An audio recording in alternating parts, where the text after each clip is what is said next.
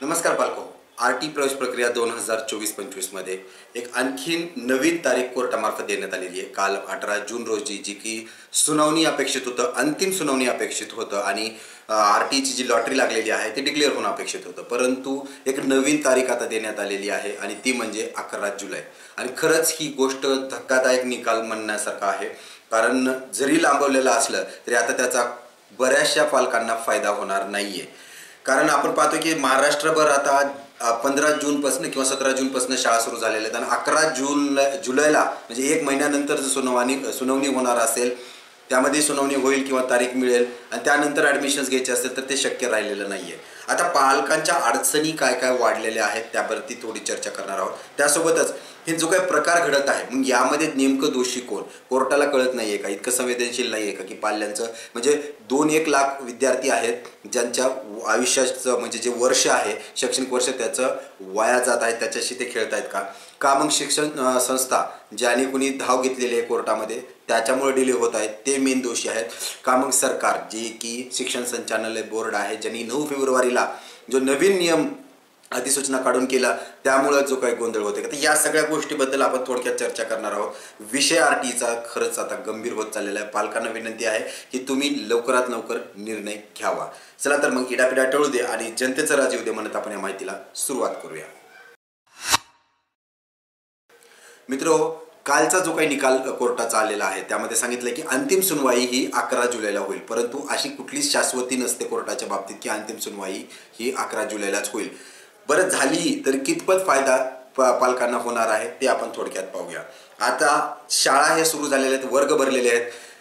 2 लाख विद्यार्थ्यांपैकी अर्ज जर समजा 4 लाख आलेले असतील, 2 लाख विद्यार्थी जर आरटी मार्फत प्रवेश घेणार असतील तर बाकीच्या 2 लाख विद्यार्थ्यांनी जर प्रतीक्षा केली आता तर त्यांचं काय होणार भविष्य. 11 जुलै किंवा 15 जुलैच्या नंतर कोणत्याच शाळेत त्याला प्रवेश देता येणार नाही आणि मग त्याचं वर्ष वाया जाणार का.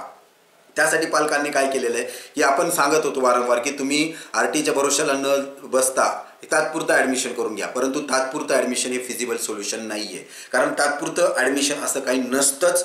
प्रॅक्टिकली पाहायला गेलं जर तुम्ही एखाद्या शाळेत जाऊन तुमचं ॲडमिशन्स करताय तर तुम्हाला तिथं भरायला लागणार आहे फीस. जी काही त्याची फीस असणार आहे ते कमीत कमी अर्ध्या वर्षाची तरी फर्स्ट सेमिस्टरची तरी तुम्हाला फीस भरावी लागणार आहे. बरं, नुसतं फीस भरूनच चालेल का. त्या पोराला त्या शाळेत पाठवायचं आहे. आता 1 महिना तो आपला पाल्य त्या शाळेत जाणार आहे, त्यामुळे त्याचा गणवेश आला, त्याची पुस्तकं आली, ज्याचा खर्च जवळपास पुस्तकाचा खर्च जवळपास 5 ते 6 हजार रुपये आहे. त्यानंतर गणवेशाचा खर्च आलेला आहे 4 ते 5 हजार, म्हणजे हे 10 हजार. आणि शाळा जी काही आपण लावतोय त्याला आपल्याला व्हॅन किंवा एक प्रायव्हेट बस ह्याचीही सोय करून देणं गरजेचं आहे. त्याचाही खर्च कमीत कमी अर्धा जरी पकडला तरी 8 ते 9 हजार रुपये आहे. म्हणजे ते 20 हजार आणि ते 30 ते 40 हजार, म्हणजे 50-60 हजार रुपये टाकायचे आहेत फक्त आणि फक्त 1 महिन्यासाठी. जेणेकरून आरटीमधनं नंबर लागल्यानंतर आपल्याला त्या शाळेतून विद्यार्थ्याला काढायचं आहे आणि एका ज्या शाळेत तुमचा नंबर लागलेला आहे तिथं जाऊन त्याचं ॲडमिशन करायचं आहे. पुन्हा तीच गोष्ट, पुस्तकं आली, पुन्हा नवीन कपडे, गणवेश आला आणि त्याच्यानंतर व्हॅन आली. मग या तिघांचा तरी खर्च पालकांना उचलणं गरजेचंच आहे. मग नेमकं या सर्व अडचणीला पालकांना सामोरे कसं जायचं, या सर्व गोष्टीचा दोषी कोण आहे. जर यामध्ये जर पाहायचं असेल की हे का होतंय, कशामुळे होतंय, कुणाचा दोष आहे, कुणाकडे बोट करायचं, तर त्यामध्ये गोष्ट अशी झालेली आहे की आरटी प्रवेश प्रक्रिया जी वर्षानुवर्ष 2009 पासून चालत होती त्या 9 फेब्रुवारीला नवीन सूचना काढण्यात आली आणि त्यामध्ये हे सांगण्यात आलं की खाजगी शाळेसोबतच सरकारी शाळेचा सुद्धा समावेश होईल. मग सरकारी शाळेला कोणी पसंती देणार नाही. मग त्यामध्ये एक नवीन अट टाकण्यात आली की जर शाळेच्या घराच्या जवळ सरकारी शाळा असेल तर खाजगी शाळा घ्यायचीच नाही. मग अशानं काय झालं, खाजगी शाळा दिसत नव्हत्या. शाळा महिनाभर प्रक्रिया चालली, खाजगी शाळा दिसत नव्हत्या. मग खाजगी शाळा संस्थाचालक यांना काय वाटलं की बाबा आपल्या सीट्स 25% जे आहेत ते वॅकंट राहतील, म्हणजे जे काही ॲडमिशन्स असतील ते होणार नाहीत. मग काय करायचं आहे, त्यांनी त्या ॲडमिशन्स करून घेतले. मग परत सरकारने आपण कोर्टात धाव घेतली, कोर्टाने त्यावरती स्टे आणला. मग पुन्हा शिक्षण विभागाने त्यामध्ये पहिल्यासारखं दुरुस्ती काढून टाकली, पहिल्यासारखं सुरुवात केली. आता सुरुवात झाल्यानंतर पुन्हा खाजगी शाळा दिसू लागल्या. परत आपण पाल्याने पसंती खाजगी शाळेला दिली. आता लॉटरी काढली, पण ती जर डिक्लेअर झाली आणि शाळा जर प्रायव्हेट कळाली, पालकांना जर कळाले की माझं या शाळेत ॲडमिशन झालं तर ते ॲडमिशनसाठी धाव घेणार आहेत. परंतु तिथं ऑलरेडी 100% सीट्स फुल आहेत. मग अशा वेळेस शाळेत एक्स्ट्रा 25% कसं ॲकोमोडेट करायचं, त्यासाठी आता कोर्टामध्ये गराणं सुरू झालेलं आहे. आता शिक्षण विभागानं जे काही गोंधळ घातला होता 9 फेब्रुवारीचा, त्यावरती कोर्टानं स्टे आला.